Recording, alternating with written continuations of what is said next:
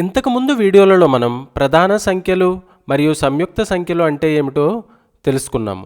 ఈ వీడియోలో మనం ప్రధాన మరియు సంయుక్త సంఖ్యలకు సంబంధించిన కొన్ని ఉదాహరణల గురించి తెలుసుకుందాము. ప్రధాన సంఖ్యలను ఇంగ్లీష్లో ప్రైమ్ నెంబర్స్ అని, సంయుక్త సంఖ్యలను ఇంగ్లీష్లో కాంపోజిట్ నెంబర్స్ అని అంటారు. ముందుగా ఇక్కడ ఒక ఉదాహరణ ఇచ్చారు చూడండి. కింది ఇచ్చిన సంఖ్యలు ప్రధాన సంఖ్యల లేదా సంయుక్త సంఖ్యల లేదా రెండింటికి చెందవా అనేది తెలపండి. మనకిక్కడ 4 సంఖ్యలని ఇచ్చారు. అవి ఏంటవి? 24, 2, 1, 17. అయితే ఈ 4 సంఖ్యలు ప్రధాన సంఖ్యలకు చెందుతాయా, సంయుక్త సంఖ్యలు అవుతాయా, లేదా రెండింటికి చెందవా అనేది మనం తెలపాలి. సాధన. ఈ ఉదాహరణకు సాధన కోసం మనం ఒక పట్టికను ఉపయోగిద్దాం. అదేంటంటే సంఖ్య, ఆ సంఖ్య యొక్క కారణాంకాలు మరియు మొత్తం ఎన్ని కారణాంకాలు ఉన్నాయి అనేది మనం ఇందులో నమోదు చేయాలి. ముందుగా మొదటి సంఖ్య అయిన 24ను తీసుకుందాం. 24 యొక్క కారణాంకాలు ఏమేమవుతాయి? మనకి ఇంతకు ముందుగానే తెలుసు. ప్రతి సంఖ్యకు 1 మరియు అదే సంఖ్య కారణాంకమై ఉంటుంది. అంటే 24 యొక్క కారణాంకాలు ఏమేమై ఉంటాయి? మొదటగా 1, 24, అలానే 2 12ల అంటే 2, 12 అవుతాయి. అలానే 3 8ల అంటే 3, 8, అలానే 4 6ల కూడా 24. అంటే ఇవన్నీ 24 యొక్క కారణాంకాలు. మొత్తం ఎన్ని కారణాంకాలు ఉన్నాయి? 8 కారణాంకాలు ఉన్నాయి. మనము ఇంతకు ముందు వీడియోలలో చూసాం. 1 మరియు అదే సంఖ్య కారణాంకాలుగా కలిగిన సంఖ్యలను ఏమంటారు? ప్రధాన సంఖ్యలని అంటారు. అంటే ఏ సంఖ్యకైనా కేవలం 2 కారణాంకాలు ఉంటే ఆ 2 కారణాంకాలు ఏమేమై ఉండాలి? 1 మరియు అదే సంఖ్య అయి ఉండాలి. అలాంటి వాటిని ఏమంటారు? ప్రధాన సంఖ్యలని అంటారు. కాకపోతే ఇక్కడ చూడండి, 24కు ఎన్ని కారణాంకాలు ఉన్నాయి? మొత్తం 8 ఉన్నాయి. అంటే ఇది ప్రధాన సంఖ్య కాదు. ప్రధాన సంఖ్య కాని సంఖ్యలను ఏమంటారు?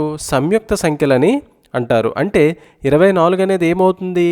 సంయుక్త సంఖ్య అవుతుంది. ఇప్పుడు మనకిచ్చిన తర్వాత సంఖ్యను తీసుకుందాం. అదేంటది? 2. 2 యొక్క కారణాంకాలు ఏమేమై ఉంటాయి? 1, 2. అంటే మొత్తం ఎన్ని కారణాంకాలు ఉన్నాయి దీనికి?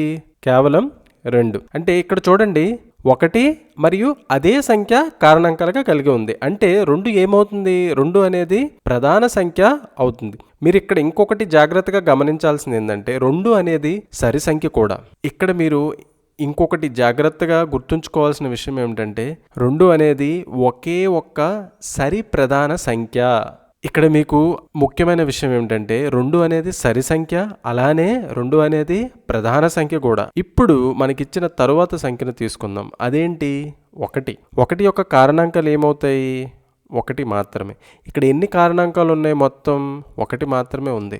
ఇంతకు ముందు మనం చెప్పుకున్నట్టు ఏ సంఖ్యకైనా 1 మరియు అదే సంఖ్య కారణాంకాలుగా కలిగి ఉంటే ఏమవుతుంది? అది ప్రధాన సంఖ్య అవుతుంది. ఇక్కడ మాత్రం 1కి కేవలం ఒకే ఒక్క కారణాంకం ఉంది. అందుకే ఇది సంయుక్త సంఖ్య కాదు, అలా అని ప్రధాన సంఖ్య కూడా కాదు. ఎందుకంటే సంయుక్త సంఖ్య అవ్వాలంటే 2 కంటే ఎక్కువ కారణాంకాలు కలిగి ఉండాలి. ఇక్కడ మాత్రం కేవలం ఒకే ఒక్క కారణాంకం ఉంది కాబట్టి ఇది ప్రధాన సంఖ్య కాదు, అలానే సంయుక్త సంఖ్య కూడా కాదు. అంటే రెండింటికి చెందదు. ఇప్పుడు మనకిచ్చిన చివరి సంఖ్యను తీసుకుందాం. అదేమిటి? 17. 17 యొక్క కారణాంకాలు ఏమేమై ఉంటాయి? 17 యొక్క కారణాంకాలు 1, 17. మొత్తం ఎన్ని కారణాంకాలు ఉన్నాయి ఇక్కడ?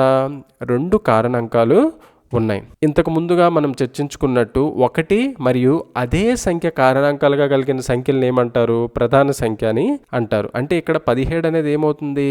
ప్రధాన సంఖ్య అవుతుంది. అంటే మనకిచ్చిన 4 సంఖ్యలలో 24 అనేది సంయుక్త సంఖ్య, 2 అనేది ప్రధాన సంఖ్య, 1 అనేది రెండింటికి చెందదు, అలానే 17 అనేది ప్రధాన సంఖ్య. ఈ వీడియోలో మనం ఏం నేర్చుకున్నాం?